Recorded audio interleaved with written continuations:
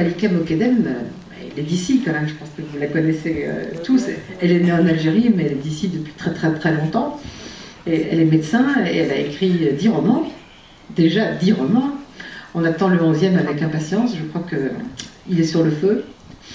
Et donc, parmi les romans de Malika beaucoup se rattachent à notre sujet, mais L'Interdite, par exemple, se rattache pas mal à notre sujet.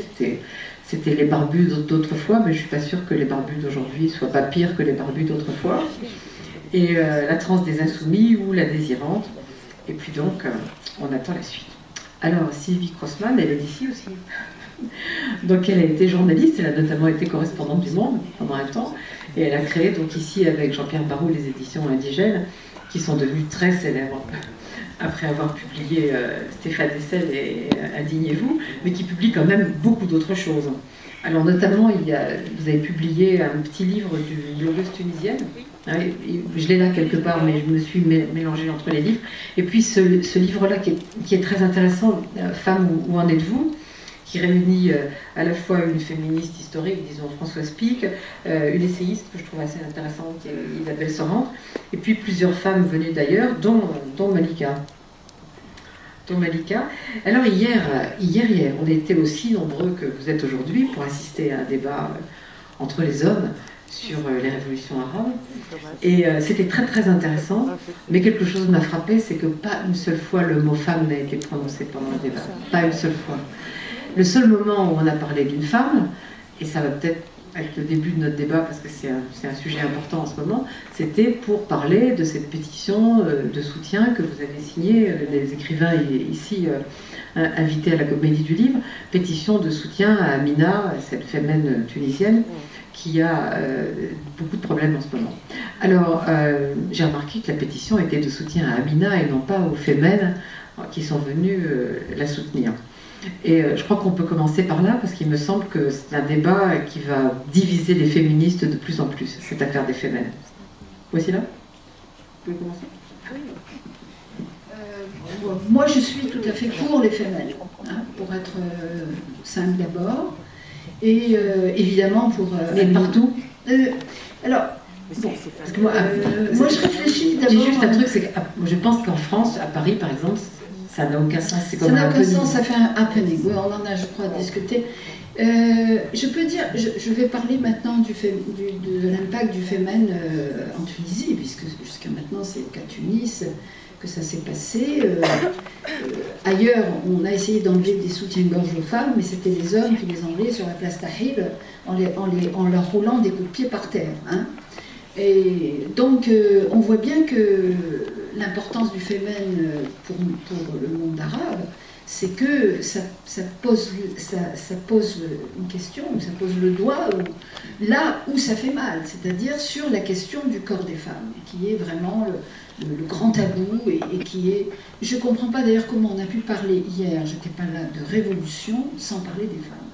Et ça me semble tout à fait, non pas seulement un oubli mineur, mais un oubli majeur, parce que s'il y a une question qui est centrale aujourd'hui dans les révolutions et dans les régimes qui se sont installés, c'est la question des femmes.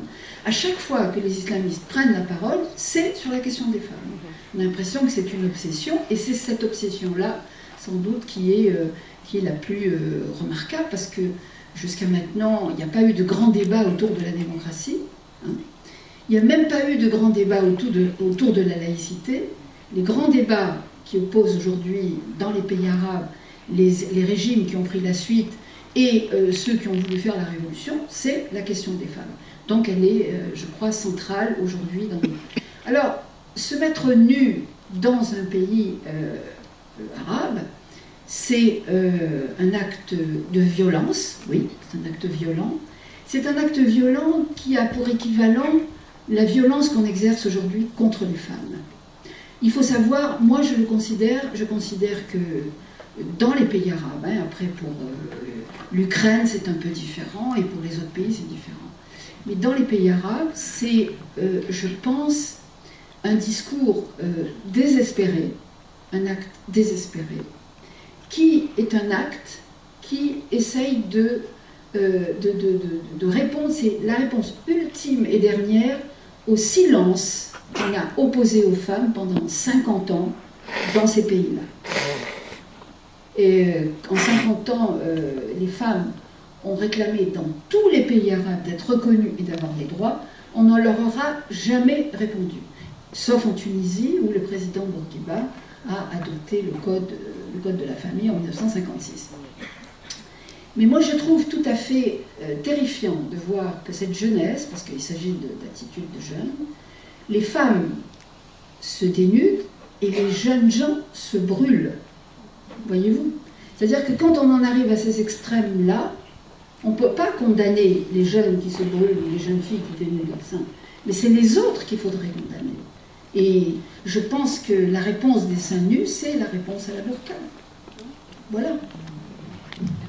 Et vous avez remarqué quand même que certaines féministes tunisiennes ne sont pas tout à fait d'accord. Oui, absolument. Bonsoir tout le monde, je suis très heureuse d'être à Montpellier, mais quand même il fait un peu frisqué.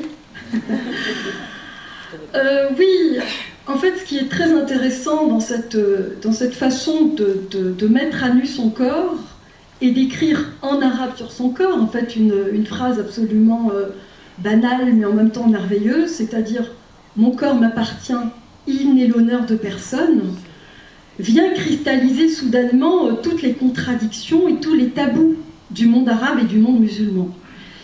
Et en fait, ce qui est fascinant dans cette histoire d'Amina, c'est qu'elle met tout le monde, je dis bien tout le monde, y compris les démocrates, y compris les féministes, face à leurs propres contradictions et aussi face à leurs propres limites. Et donc, comme le disait tout à l'heure Jocelyne, eh bien, les soutiens du monde féministe, des féministes, s'est fait timide en Tunisie. Et c'est ça ce qui donne froid dans le dos. C'est que, y compris au sein même de la grande famille démocrate, la Ligue féministe, eh bien, on ne soutient pas une telle action politique. Parce que ça reste une action politique, comme elle l'explique si bien. Et moi, honnêtement, ce qui m'a le plus aussi fasciné, c'est le propos d'Amina. C'est non seulement ce geste absolument héroïque, mais c'est aussi le propos. Une très jeune femme, 19 ans, mais quelle maturité, quelle audace. Et ça vient aussi bousculer des tabous au sein même de sa propre famille. Et le geste que j'ai trouvé beau et généreux, c'est celui de son père, qui au début ne la soutenait pas, et voilà maintenant qui a évolué. Alors, bien entendu, il dit Amina, c'est une révoltée, elle a toujours été ainsi, c'est peut-être aussi pour ça que ça me touche énormément. Elle m'a beaucoup fait souffrir, mais elle me fait beaucoup rêver.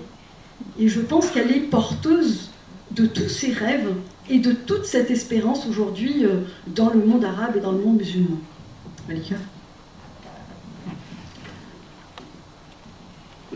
J'adhère complètement à ce que vous avez dit toutes les deux à propos de ce geste héroïque. Je rappelle seulement l'histoire aussi de cette jeune Tunisienne qui, par blog, a mis sa photo nue et qui a été contrainte de partir, égyptienne, qui a été contrainte de quitter son pays et de partir. C'est dire que c'est... Elle est encore plus jeune. Elle est encore plus jeune, oui. 19 ans. Bon, peu importe, elles ont à peu près le même âge. Et c'est l'une donc chez elle, publiquement, et l'autre sur le net. Mais c'est une... Je trouve aussi...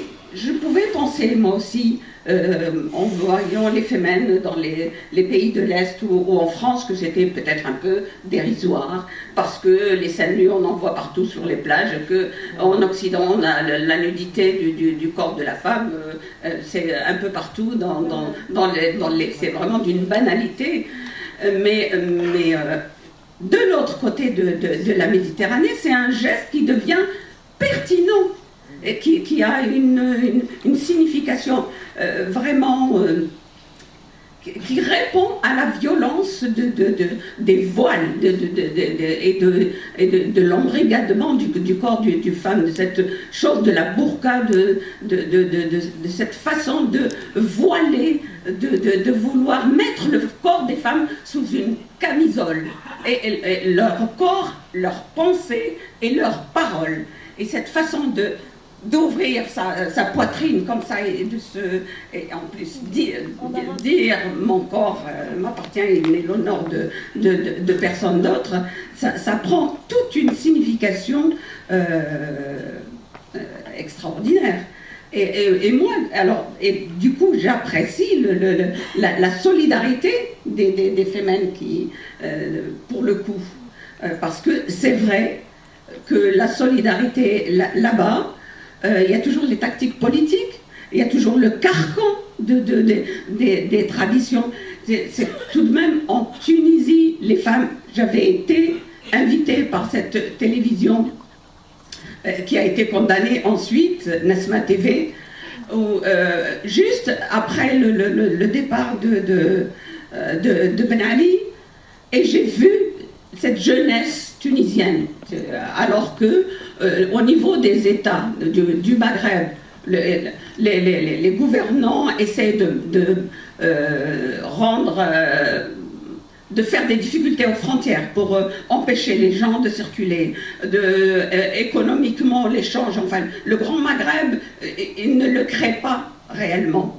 Et j'ai vu pendant cette révolution 3 bouts de femmes très jeunes qui n'ont pas la trentaine faire une émission. Il y avait une Algérienne, une Marocaine, une Tunisienne, et elles étaient ravies de me recevoir. Je crois que tu y avais été aussi là.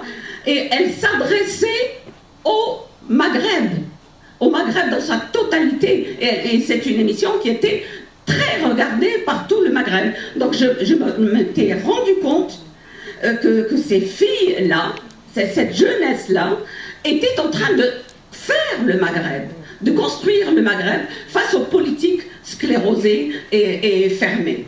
Et j'avais été dans leur effervescence en me disant, j'ai vu cette jeunesse, j'étais là quand elles ont manifesté devant l'ambassade de France, et je me disais, ça va venir de là, parce qu'il y avait une société civile qui me paraissait soudée, qui était dans cette effervescence que je ne trouvais pas en Algérie, qui avait été il y a un temps, mais qui n'est plus actuellement en Algérie. Et les élections arrivent, vous savez ce qui s'est passé, et dans les mouvements démocrates, quelle place ont-ils laissé aux femmes dans la représentation politique, comme partout. Et je vais un peu plus loin dans l'histoire de l'Algérie. Pendant la guerre, le FLN avait mobilisé les femmes, les avait mises en avant pour avoir une audience internationale. Et les femmes étaient au maquis, étaient dans les actions les plus violentes, à poser des bombes dans les villes, etc. Et ça a donné, comme disait le concert des nations, une place à l'Algérie, des soutiens, etc. Mais c'était juste pour les manipuler. Et une fois, il y avait des penseurs, comme quelqu'un comme Frantz Fanon, qui avait dit à ce moment-là que les Algériennes avaient acquis par les armes le droit à l'égalité. L'indépendance arrive et aucune femme n'a le pouvoir. Et elles sont écartées. Et pour longtemps. Donc le phénomène des révolutions, on se sert des femmes, elles sont là, mais après on leur dit bon, mais il y a des choses plus importantes à résoudre, il y a l'économie, il y a ceci, il y a cela, et la question des femmes, c'est toujours une question, voilà, c'est secondaire.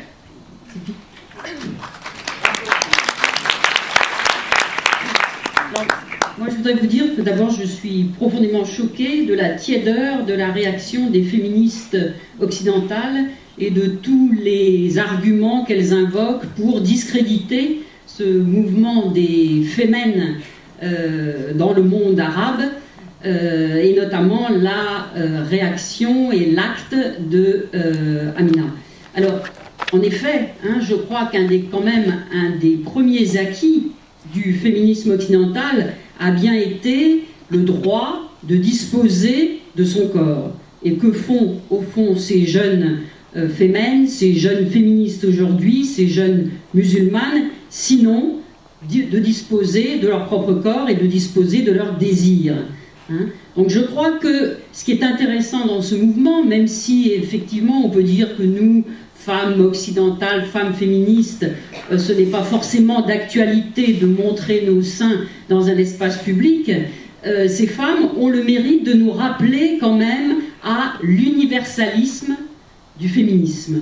Hein, le féminisme n'est pas dépendant, il ne faut pas opposer le féminisme à des questions de culture. Hein, je crois que les droits des femmes sont universels et il ne doit pas y avoir de débat ni de marche arrière sur ce sujet-là. Et au fond, elle nous rappelle à ça quand même. Le corps, hein, c'est bien ce qui constitue quand même une unité, hein, et qui nous renvoie aux grandes unanimités sororales, hein, du début du mouvement féministe.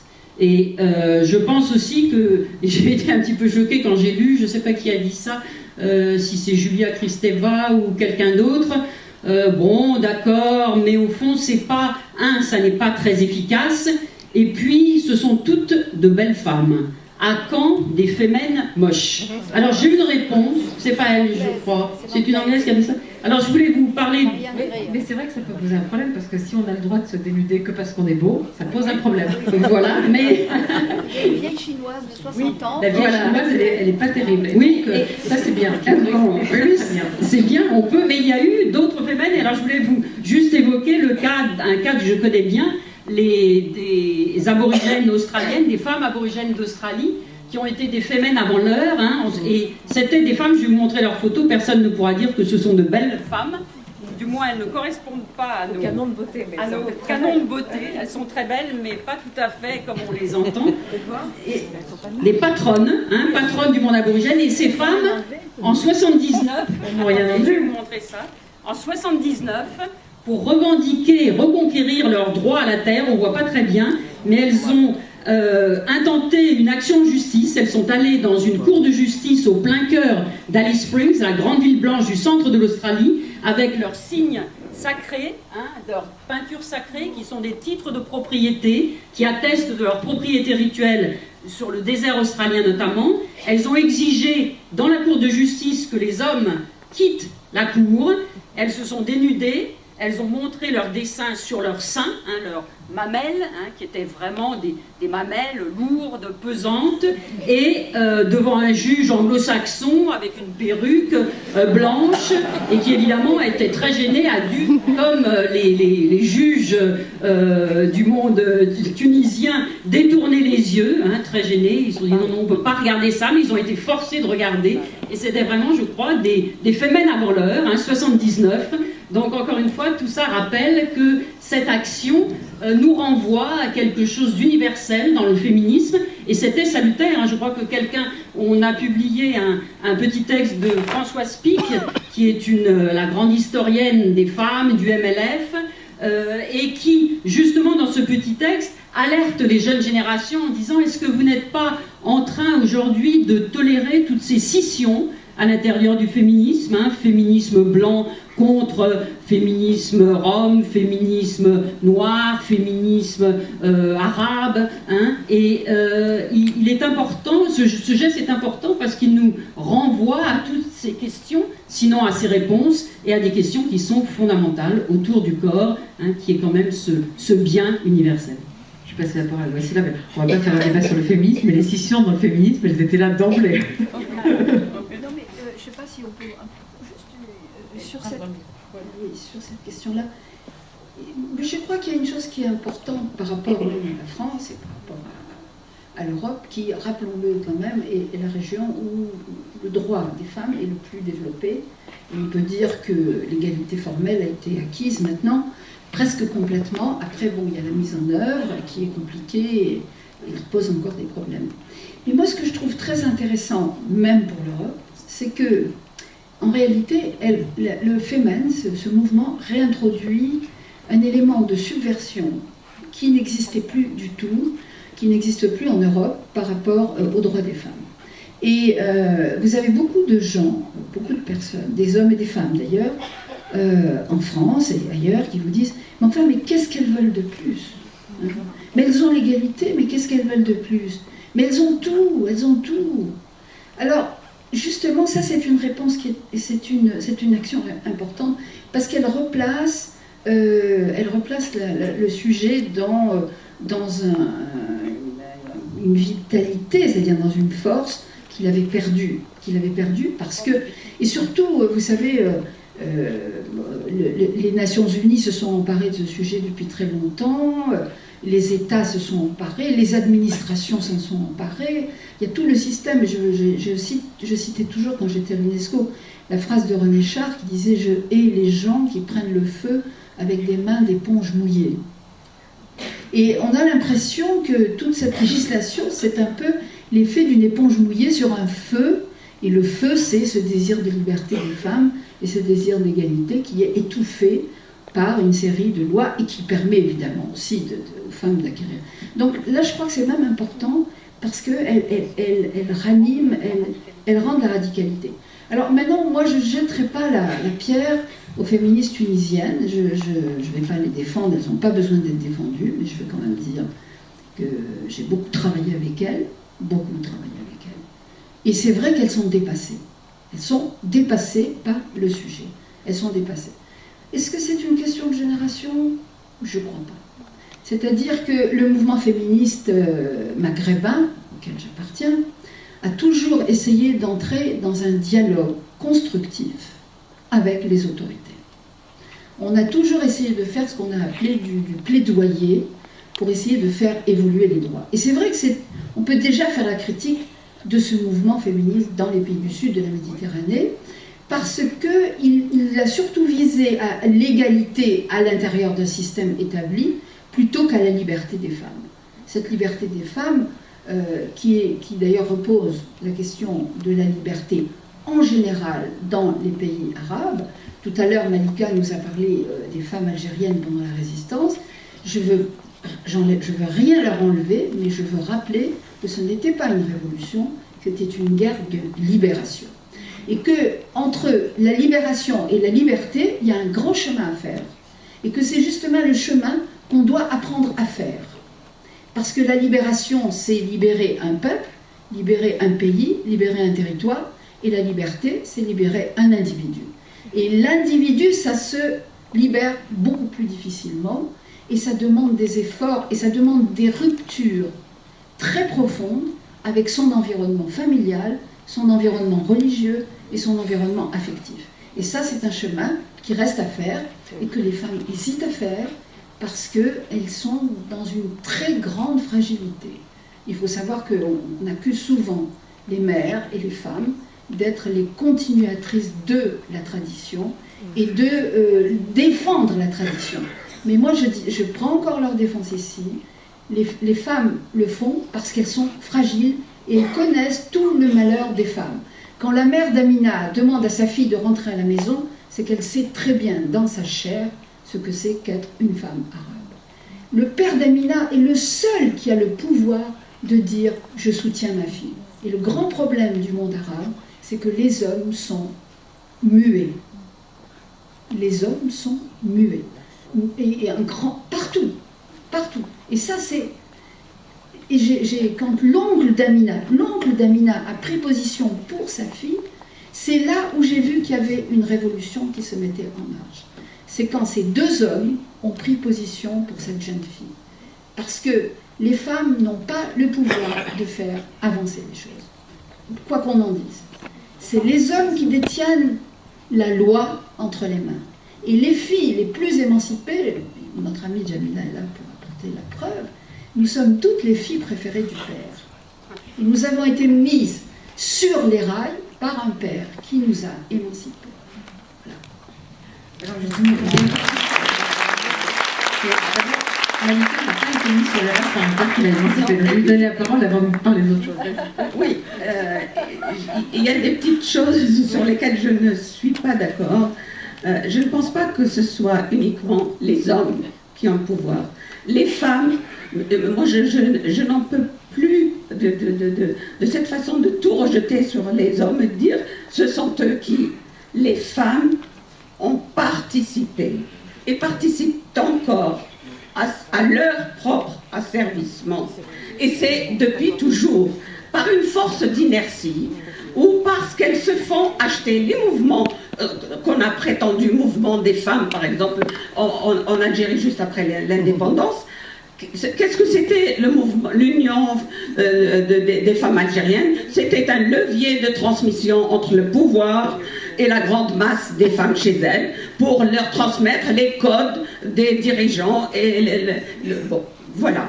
Et les filles qui ont dû, heureusement qu'il y a certains pères qui ont fait cela, et parfois quelques mères, mais la plus grande partie des filles de notre génération, et hélas même de celle d'après, qui ont dû aller vers la liberté envers et contre tout, elles ont dû d'abord procéder à une rupture radicale, plus violente encore que de se mettre vis-à-vis de leur famille et ensuite d'une société, et elles sont parties. La liberté, c'était à ce prix-là. Et je me souviendrai toujours, quand elle me le disait, enfant, je ne savais pas ce qu'elle me disait. Je parlais hier d'une institutrice, quand je traversais tout le village, que je voyais la guerre et ses ravages, et que j'arrivais à l'école avec une colère rentrée. J'avais une institutrice qui était une féministe avant l'heure, et surtout une femme de grande... Elle me regardait, elle me disait, j'ai vu Malika, j'ai vu, mais toi, ta guerre, c'est ici, en tapotant le pupitre, qu'il te faudra la gagner. Et tu vas voir, c'est d'abord contre les tiens que tu auras à te battre. L'école est ta seule planche de salut, ne lâche jamais. Et c'est après coup. Et c'est après, alors que toute la guerre, on disait pas l'indépendance, on disait le hurriya. Le hurriya, c'est les libertés. On était ivre de ce mot, et moi, enfant, je me disais, l'indépendance va arriver, et en cela, je te rejoins, Watsila, l'indépendance va arriver, et tous les problèmes seront réglés, etc., etc. Et puis, l'indépendance arrive, et c'est là, comme disait mon institut, que les problèmes ont commencé pour moi. Et c'est là, c'est pendant l'Algérie indépendante que j'ai compris que l'indépendance, c'était des Algériens dans les instances du pouvoir, certes, mais ce n'étaient pas les droits individuels, et surtout pas les droits des femmes. Et donc, c'est là que ça a commencé. Et quand le savoir dans ces contrées, c'est l'école, c'est le savoir quand il était encore de qualité, qui pouvait aiguiser l'esprit critique et faire que le fait de devoir affronter au quotidien ceux qui sont censés être les vôtres, c'est-à-dire une famille et la société, etc. C'est une guerre de nerfs au quotidien. C'est ne pas céder sur rien. C'est devenir étrangère aux siens, d'abord. Et puis regarder dans leurs yeux que vous êtes en train de leur devenir une étrangère, que vous êtes leur déshonneur, que vous êtes... Après ça, partir le plus loin possible, c'était une délivrance. Et combien sont-elles les filles dont les mères n'ont rien dit et qu'elles ont dû quitter, partir. Donc, les mouvements féministes, mais même en Algérie ou ailleurs, je ne parle pas de la Tunisie, je connais moins les féministes algériennes, mais la meilleure, elles dialoguaient avec le pouvoir, d'accord, mais qu'ont-elles obtenu en réalité ? Dans les textes de la loi, des petites modifications comme ça, un petit saupoudrage des lois, mais dans le texte de la loi, jusqu'à ce jour, en Algérie, la femme est un sous-individu. C'est c'est quand même terrible. C'est pas les féministes. Oui, non, l'Union des femmes algériennes, c'était pas c'était pas des féministes. Ouais, d'accord. C'était le ok. premier D'accord. mouvement de Non, femmes. moi quand je parle des féministes, je parle pas de l'Union des femmes. Mais quand elles ont tenu en Algérie, la meilleure façon, de toute façon, il y a quelque chose dans les pays riches, un pays riche comme l'Algérie, la meilleure façon de museler les gens, c'est de leur donner une petite parcelle de pouvoir ou de les corrompre. Et dès qu'ils ont ça, c'est... Quelqu'un comme notre ministre de la Culture, pardonnez-moi, qui a été la passionnariat pendant la décennie, qu'on voyait partout, et c'était, Chemla lui avait écrit La femme debout, Bouteflika la met au pouvoir, et c'est une femme couchée. Mais Malika, si on veut faire le compte de ce que les féministes ont obtenu dans le monde entier, on n'est pas sorti de l'auberge, parce que tu vois, c'est pas non plus... Mais en tout cas, ce qui est sûr, c'est qu'il y a une femme que j'admire beaucoup et qui maintenant suscite justement des reproches des féministes et qui disait, comme Malika, que les femmes participaient à leur propre asservissement et qui s'appelle Simone de Beauvoir. Oui, en fait, je voudrais faire peut-être 3 remarques à travers tout ce qui a été dit et à travers les propos de Malika. Je pense que ce qui ressort d'important, c'est cette envie de rupture. Et là, on est vraiment au cœur de la modernité. C'est-à-dire que la modernité se cristallise à travers des ruptures. C'est vrai au niveau individuel, mais c'est encore plus vrai au niveau collectif. Et lorsqu'on transpose ça à la question des femmes, eh bien, l'on comprend pourquoi on n'est pas arrivé donc à l'égalité, à la liberté, parce que la rupture est encore extrêmement difficile. Mais la rupture avec quoi, me diriez-vous? Eh bien, la rupture avec une certaine culture, avec la tradition, mais aussi et surtout avec le religieux. Et ce qui se passe dans le monde arabe et dans le monde musulman, c'est ce double mouvement, cette envie de liberté, d'émancipation des femmes, mais aussi cette rupture avec le religieux.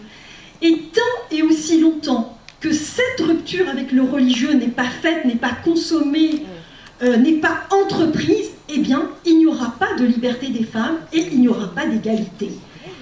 Et ce qui est important, et je finirai là-dessus, c'est l'interdépendance aujourd'hui entre l'émergence du sujet sexuel et de l'émancipation avec le sujet citoyen.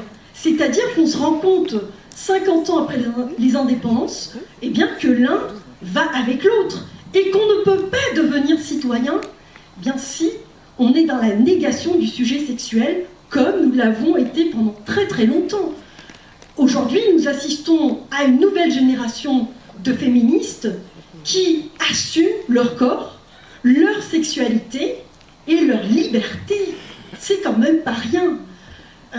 Et ça transgresse tous les tabous. Et le principal tabou, c'est le tabou religieux. C'est l'islam et notre rapport avec l'islam et avec le texte coranique.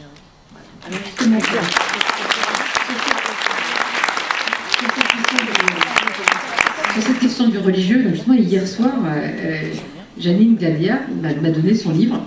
Et il se trouve qu'elle vit en France, mais elle est d'origine tunisienne. Et après la Révolution, elle est retournée en Tunisie. Et là, c'est un livre d'entretien avec des femmes cinéastes, plasticiennes. Il y a la fille de Bourguiba qui est galeriste en Tunisie. Et il y a une photographe, etc. Et alors, presque toutes, elles reflètent un peu le discours qu'on a entendu hier, à savoir, il ne faut quand même pas être trop pessimiste, la Révolution française ne s'est pas faite en un jour. J'espère que ça ne durera pas aussi longtemps, parce qu'il a fallu quand même, entre la Révolution et la République, il a fallu un siècle. Il y a eu l'Empire, il y a eu la Terreur, puis il y a eu l'Empire, il y a eu la Terreur, la Restauration, l'Empire, et jusqu'à la République, il a fallu un siècle quasiment. Donc j'espère que ça ira plus vite chez vous, parce que sinon... Et alors, il y a notamment cette affaire du religieux, je voudrais vous interroger sur... Notamment, alors, il y a la cinéaste Nadia El Fani, je ne sais pas si vous avez vu son film qui s'appelait Laïcité, Inch'Allah, qui était très intéressant, pour lequel elle a obtenu le prix de la laïcité. Donc elle aussi dit que... On lui demande si elle est optimiste, comme à tout le monde. Elle dit, pour continuer la lutte, il faut y croire. Mais ensuite, elle dit, Aujourd'hui, il faut faire un front républicain contre ce qu'on appelle la peste brune. Pour moi, ce ne sont ni plus ni moins des antidémocrates. Personne n'avait imaginé cela.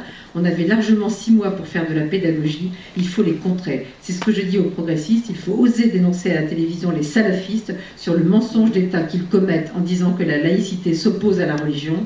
La laïcité n'entraîne pas l'absence de spiritualité. Au contraire, la laïcité protège la spiritualité. Oui, je suis d'accord. Je voudrais...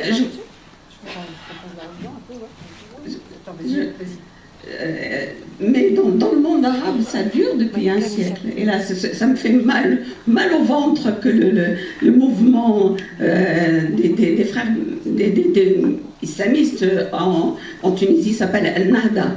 Je voudrais rappeler que Nahda, ça veut dire renaissance.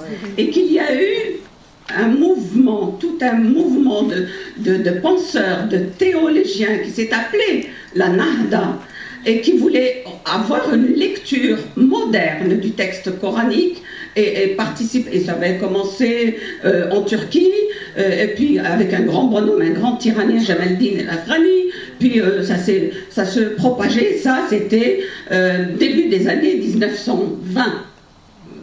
Et en 1922, une féministe égyptienne, francophone, etc., prend le bateau pour se rendre à une réunion en Italie, et elle enlève son voile. C'était pratiquement comme les fémènes. Elle enlève son voile sur le bateau, elle assiste à la réunion, et au retour, elle remet le voile, puis arrivée sur le Nil, elle l'enlève quand même. Et ça avait été un grand... Bon. Seulement, tous ces esprits critiques qui critiquaient leur société de l'intérieur, donc des années 20, des années 30, ont été balayés par la montée des nationalismes après les colonisations. Et ils ont été complètement écartés parce que critiquer de l'intérieur, l'ennemi c'était l'autre, c'était l'occupant. Et les mouvements d'indépendance, les mouvements de résistance ont fait la même chose. Tous les gens qui étaient porteurs puisque c'était un pays comme l'Algérie, le seul moyen de souder une population, c'était l'islam. Si vous ne mobilisez pas aujourd'hui, demain vos enfants seront des mécréants. Donc voilà, c'était le seul lien. Et tous les progressistes qui, à l'intérieur du mouvement de libération, étaient critiques sur cette attitude, et on les trissudait, on les écartait. Donc c'est quelque chose qui vient de loin. Et après les indépendances confisquées par des despotismes, ben voilà, c'est la langue de bois, c'est l'islamisme. Un pays comme l'Algérie, actuellement, c'est quand même terrible pour ce pays riche et qui aurait toutes les potentialités pour avancer.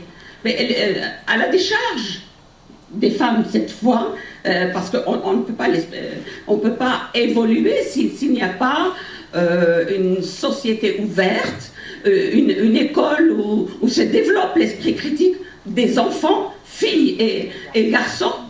Et moi, je me disais, je me souviens pendant la décennie sanglante, quand j'intervenais ici et là, je disais aux gens, mais quand les Algériens finiront par en auront marre de s'entretuer, ils arrêteront. Mais moi, je ne vois pas l'embellie, puisque l'école formate des petits islamistes. Et c'est ça qui est la chose la plus terrible. On a embrigadé toute une jeunesse. Et maintenant, quand je traverse l'Algérie, en dehors de Oran et Alger, où on peut avoir l'illusion, une petite qui forte illusion, on s'enfonce dans l'intérieur du pays, mais c'est d'une bigoterie. C'est terrible comme constat. Ce n'est pas uniquement les femmes, c'est toute une société qui a été verrouillée par la religion et par cette interprétation rétrograde de la religion, parce que c'est plus facile pour les despotes de régner. Alors, pour des sociétés comme l'Algérie, la Tunisie est un laboratoire. La Tunisie a eu la chance de ne pas avoir de pétrole, a eu la chance d'avoir eu un Bourguiba qui avait posé les bases de loi, qui avait donné l'égalité pour protéger les droits des femmes. Et le tourisme et une bonne école a fait une société civile, a fait que les intellectuels ont moins fui qu'ailleurs. Et c'est là, si vous voulez, s'il y a un espoir, même si c'est petit, c'est petit la Tunisie par rapport au monde arabe. Et c'est terrifiant de savoir que ces petits démocrates, peu nombreux dans ce petit pays, et qu'est-ce qu'ils ont en face? La lourde machinerie ils en ont parlé hier, du Qatar, de l'Arabie Saoudite, qui envoie énormément d'argent, qui a des brigades, des commandos qui entraînent dans le désert ici et là. Qu'est-ce qu'ils peuvent, ces démocrates, pour changer femmes et hommes, pour faire que la démocratie puisse émerger dans ce pays? Mais je voudrais d'abord donner la parole à Wassila, parce qu'elle est la seule ici à vivre en Algérie. Je voudrais quand même que